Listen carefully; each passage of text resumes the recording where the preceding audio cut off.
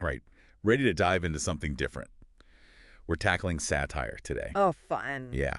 The source material is this piece. It's about, the woke virus. Ah, And it uses humor to kind of poke at some pretty heated cultural trends. interesting. Yeah.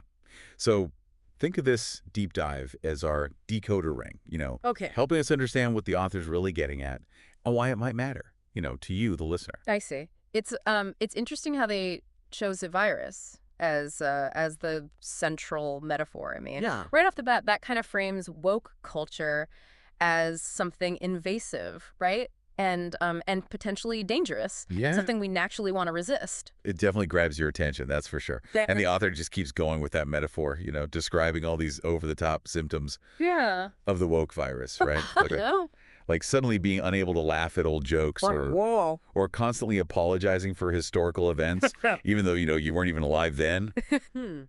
Yeah, it's It's clever.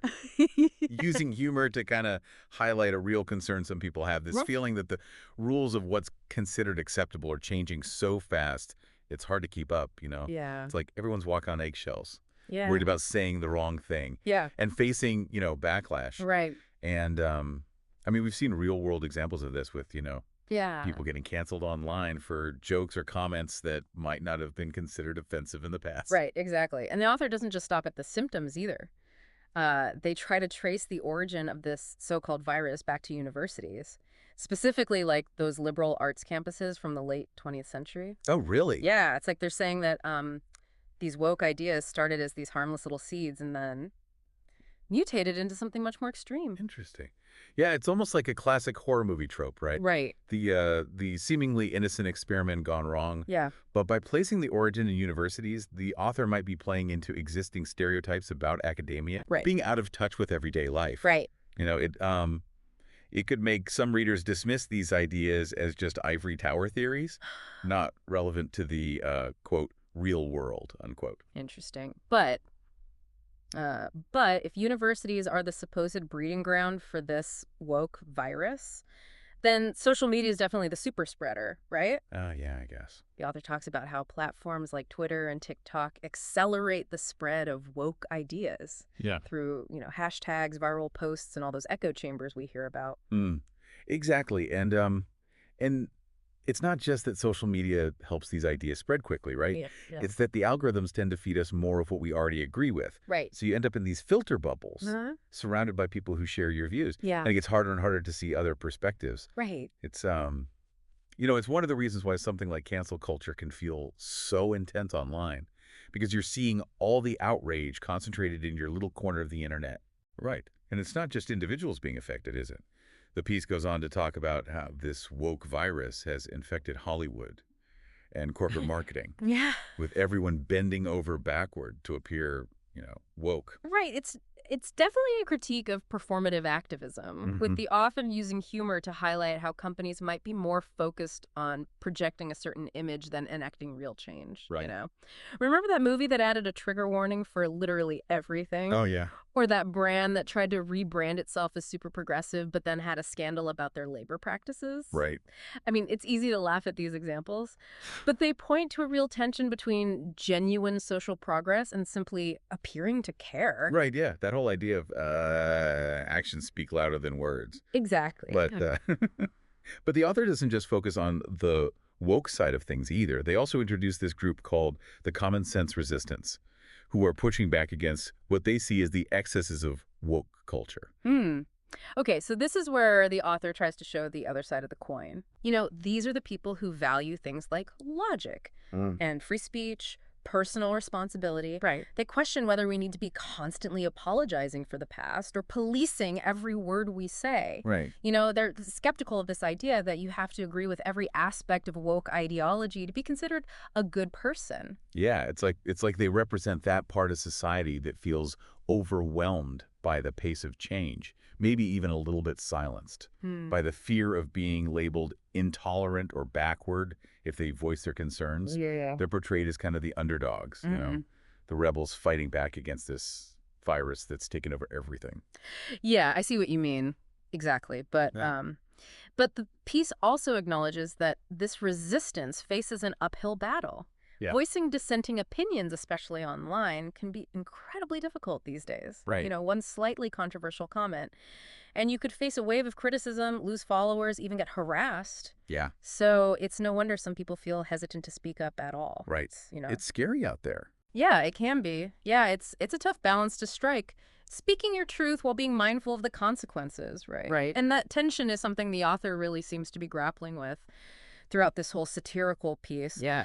But what I find fascinating is how they approach the question of the future.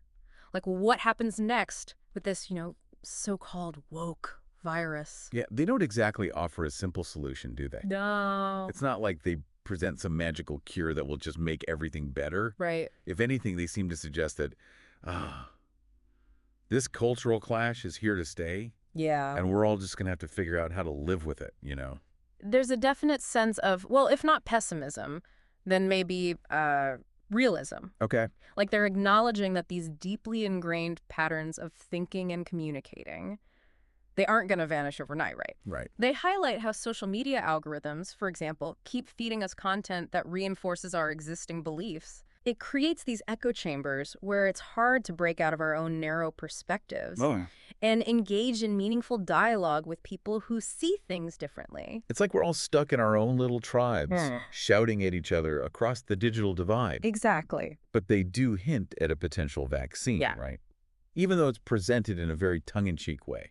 Right. It's almost like they're saying, wouldn't it be great if a comedian with immunity to cancel culture could just swoop in and save us all? Yeah. Obviously, it's meant to be funny.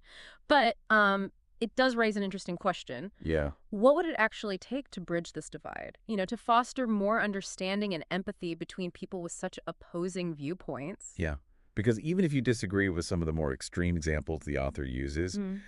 I think most of us can relate to that feeling of being bombarded by outrage on social media. Oh, for sure. It's exhausting. Yeah. And it can make you feel like any attempt at conversation is just going to devolve into an argument. Absolutely. And I think the author recognizes that fatigue. There's this interesting part where they talk about how some people who were infected with the woke virus are starting to recover. They call them the woke resistant.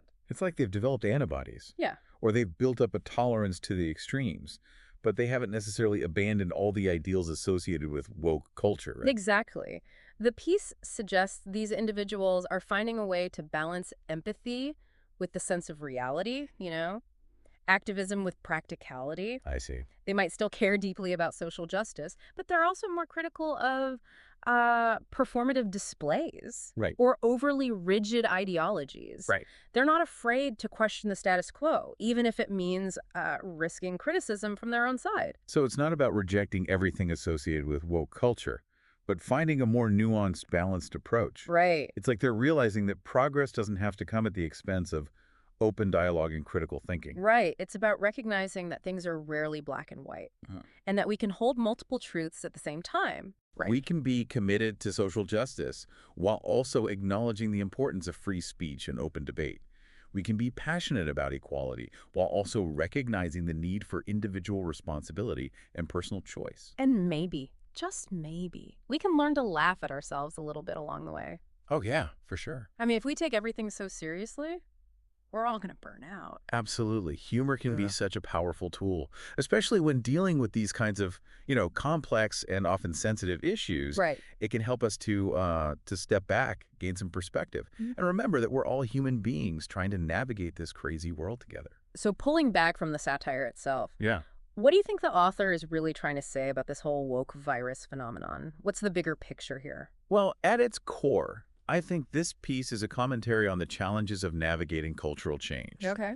It's about that tension between our desire for progress and our need for stability, Yeah. between wanting to be inclusive and recognizing that not everyone moves at the same pace, and maybe also acknowledging that progress doesn't always look the way we expect it to. Exactly. The author seems to be highlighting the dangers of what they perceive as a rigid or dogmatic approach to social justice. Okay. This idea that there's only one right way to think or act, and anyone who deviates from that is automatically labeled as part of the problem. Right. They're warning against a culture where dissent is shut down and nuance is lost. It's a warning that transcends any particular political ideology. Because whether you identify as woke or anti-woke, The moment we stop listening to each other, the moment we refuse to engage in open and honest dialogue, we all lose. I think that's a really crucial point Yeah. because if we can't have these difficult conversations, Yeah. if we can't find a way to disagree respectfully and engage with different perspectives, we'll never find solutions that work for everyone. We'll just keep talking past each other, Right. further entrenching ourselves in our own echo chambers. So as we start wrapping up this deep dive into the woke virus, what's the one thing you hope our listener takes away from this? What's the key takeaway? Well, as we've been discussing, this piece is presented as satire, but it's really a call to action. Okay. A call to be more thoughtful, more nuanced, more open-minded in our approach to social change. A call to remember that progress requires dialogue, not just declarations. Exactly. It's about engaging with each other with respect, even when, especially when we disagree. Yeah. It's about recognizing that there are often multiple truths, multiple valid perspectives, and that learning from each other requires humility and a willingness to listen. And maybe even a willingness to laugh at ourselves once in a while. Absolutely, because sometimes a little bit of humor can be the best antidote to the outrage, fatigue, and polarization that seem to dominate our cultural conversations. It feels like finding that common ground is getting harder and harder these days, Hmm. especially when you bring in the author's point about the supposed origin of the woke virus, being traced back to universities. Right. I mean, is that really a fair assessment?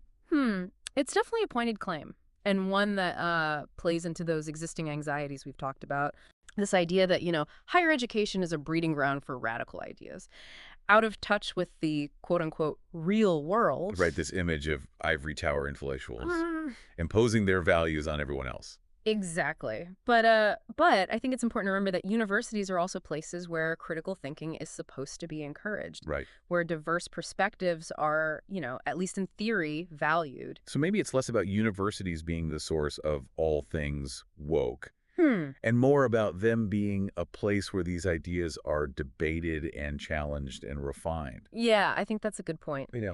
And the author might be using this origin story as a way to tap into that deep-seated fear some people have of change itself. Right. This virus metaphor suggests that these ideas are somehow spreading uncontrollably, infecting the minds of young people, right? And upending the established order. It's like a cautionary tale. Yeah. But one that might oversimplify a very complex issue. So with all this talk of symptoms and origins and potential cures for the woke virus, Mhm. what do you think the author is really trying to say? What's the message they're trying to get across? I think this piece at its heart is a reflection of the anxieties and uncertainties many people feel about navigating a rapidly changing culture. Yeah. It's about trying to reconcile the desire for progress with the fear of losing what we hold dear. It's like we're all trying to find our footing in this new landscape Yeah. where the old rules don't seem to apply anymore. Yeah. And everyone's trying to figure out what the new ones are. Exactly. Yeah. And the author uses satire to hold up a mirror to those anxieties, to show us the absurdity of some of the extremes on both sides of this debate. Right. It's a way of saying, hey, let's take a step back and look at ourselves for a moment. Are we really having productive conversations, or are we just shouting at each other? And maybe, as you said earlier, a little bit of laughter can help us find some common ground. Absolutely, because if we lose our sense of humor, if we become so entrenched in our own righteousness that we can't see the other side's point of view, then we're really in trouble. So as we wrap up this deep dive into the woke virus, what's the one thing you hope our listener will take away from this conversation? I think the most important takeaway is this. Satire can be a powerful tool for social commentary. Right. It can make us laugh, but it can also make us think. Yeah. And in this case, I think the author is challenging us to be more thoughtful, more nuanced, more open-minded in our approach to social change. To move beyond the easy labels and the knee-jerk reactions. Yeah. And engage in genuine dialogue, even when it's uncomfortable. Exactly. Because at the end of the day, we're all in this together. And the only way we're going to find our way forward is by listening to each other, respecting each other's perspectives, and maybe even finding a way to laugh together along the way. Well said. So to all you deep divers out there, remember to keep your critical thinking caps on, your sense of humor intact, and always be willing to dive deeper into the complexities of the world around us. Until next time.